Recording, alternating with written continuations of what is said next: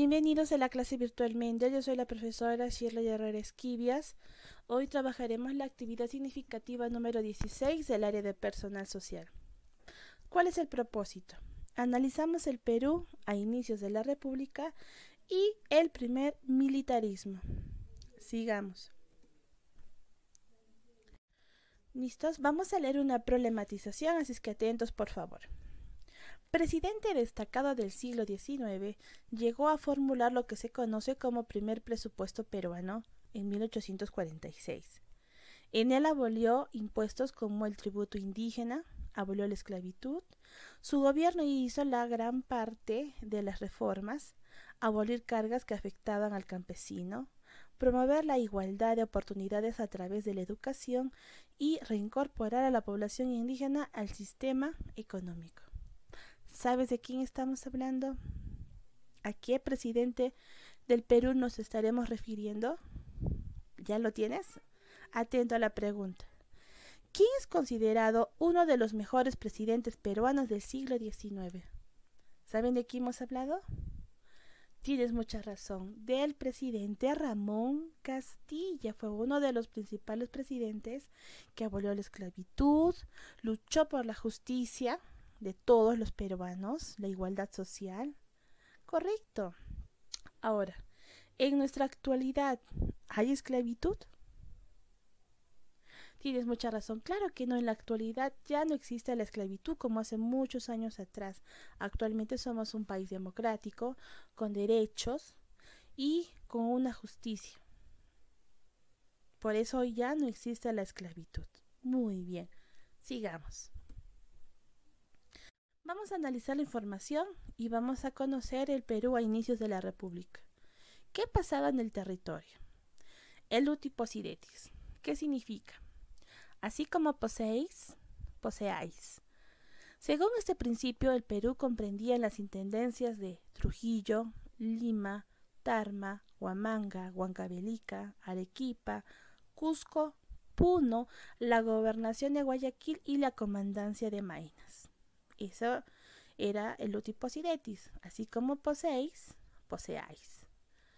B. La libre determinación de los pueblos. Este derecho se imponía sobre el uti possidetis. Así, Jaén, que pertenecía a la Gran Colombia, se incorpora al Perú, y Guayaquil, que pertenecía al Perú, pasó a formar parte de la Gran Colombia. La población. La élite peruana. La vieja aristocracia virreinal al inicio de la independencia luchó para mantener sus privilegios, se vinculó con una nueva clase de militares que buscaría tomar el control político del Estado, la población andina. La situación para ellos cambió poco después de la independencia. San Martín eliminó cargas como la mita y el tributo que pesaban sobre los indios desde la colonia. Estos fueron restablecidos posteriormente. Los esclavos. Su situación no varió con la independencia. Aunque San Martín decretó libertad de 23 en un intento por integrar a esta población a la sociedad, no logró su cometido. La razón fundamental es que los hacendados no querían liberar su mano de obra. La libertad de los negros llegaría en el segundo gobierno de Ramón Castilla en 1854. Continuemos.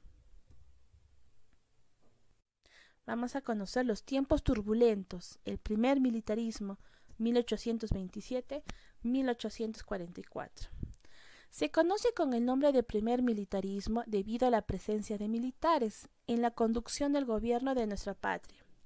Los militares aparecen en el escenario de la vida política nacional debido a que las fuerzas civiles no se encontraban organizadas como para intervenir en el quehacer político. La agrupación militar resultó ser la más fuerte y por ello intervino en la política peruana. Los jefes militares que habían peleado en las batallas por la independencia del Perú, especialmente en la batalla de Ayacucho, se convirtieron en los líderes más importantes de la política, conocidos como los mariscales de Ayacucho. Qué interesante. Sigamos.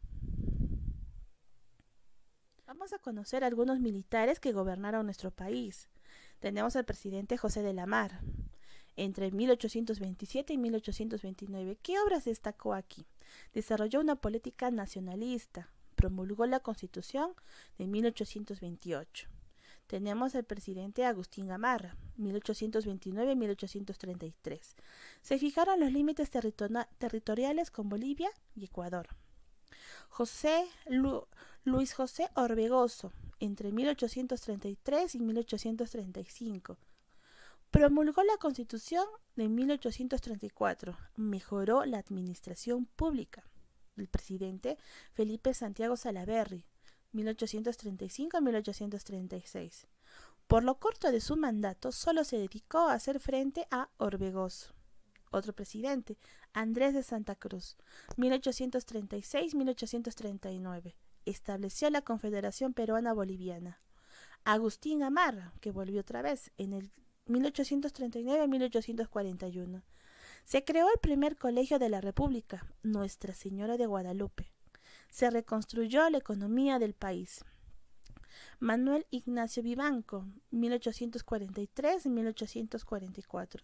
Su gobierno fue breve. Tuvo que hacer frente al levantamiento de Castilla y mucho más presidentes han pasado por nuestra historia, pero hemos conocido a unos cuantos. Sigamos. Ahora viene el presidente más importante del siglo XIX, Ramón Castilla y sus dos gobiernos.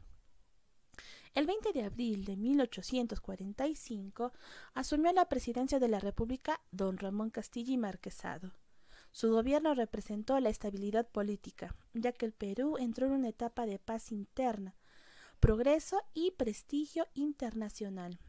Gobernó durante dos periodos, el primero de 1845 a 1851, de tendencia moderada, de unidad nacional. El segundo gobierno duró de 1855 a 1862.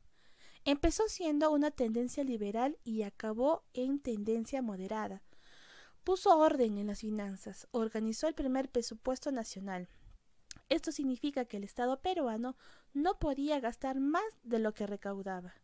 Entre sus principales obras tenemos: instaló la primera línea telegráfica de Lima al Callao. Construyó el primer ferrocarril de Sudamérica, Lima-Callao, en el año 1850. Modernizó el sistema de alumbrado en Lima. Instaló la red de tuberías, acequias, piletas públicas para el servicio de agua potable. El 5 de julio de 1854 abolió el tributo indígena que había sido implantado por los españoles durante la colonia. El 5 de diciembre de 1854 dio la abolición de la esclavitud. Se proclamó la libertad de todos los hombres que pisaban el territorio de la República. Acá tenemos un recuerdo. El 5 de abril de 1851, don Ramón Castilla inauguró el primer servicio de ferrocarriles en Sudamérica, uniendo esta línea férrea, el Callao, con Lima. Qué interesante las obras de Ramón Castilla, todo por el beneficio del Perú. Sigamos. La era del guano. En 1840 fueron difundidas sus propiedades fertilizantes en Europa. A partir de entonces se empezó a vender en grandes cantidades, encontrando el Perú una gran fuente de riqueza que se obtenía sin desplegar mucho esfuerzo y sin invertir dinero. En sus inicios, para llevar a cabo su explotación, el Estado peruano entregaba en calidad de alquiler las islas guaneras a particulares, quienes ganaban mucho dinero y solo entregaban pequeñas cantidades al Estado. Al observar esto, el Estado asumió la explotación del guano, contando con la ayuda de los llamados consignatarios. A través de ellos, el guano era vendido en el extranjero, cobrando por esta operación una comisión. Producto de la venta del guano, el Perú vivió una prosperidad que no duró mucho, debido a los malos manejos económicos y a la aparición de otros fertilizantes como el salitre, que se convirtió en la competencia del guano. Esto se dio en el gobierno de Ramón Castilla. Sigamos. Y vino acá un conflicto con España. ¿Qué sucedió? España trató de recuperar sus posiciones en América hacia el año 1863. Por esos días sucedió un incidente en la hacienda de Tambo, en Chiclayo, donde fallecieron un trabajador español y un peruano. España quiso intervenir, pero el Perú no se lo permitió por tratarse de asuntos internos. Esta situación motivó que tomaran las Islas Guaneras de Chincha. Posteriormente se iniciaron negociaciones entre el gobierno del Perú y el jefe de la expedición española, llegando a firmarse el Tratado de Vivanco Pareja. Manuel Ignacio Vivanco por el Perú y José Manuel Pareja por España. El tratado no fue bien visto por el pueblo peruano, trayendo por consiguiente que Mariano Ignacio Prado asumiera la presidencia de la República y conjuntamente con Chile, Bolivia y Ecuador declarasen la guerra a España. Dispuesta a la defensa en el Callao con 50 cañones frente a los 300 cañones españoles, se abrió fuego el 2 de mayo de 1866 a las 12 del mediodía, iniciándose así el combate.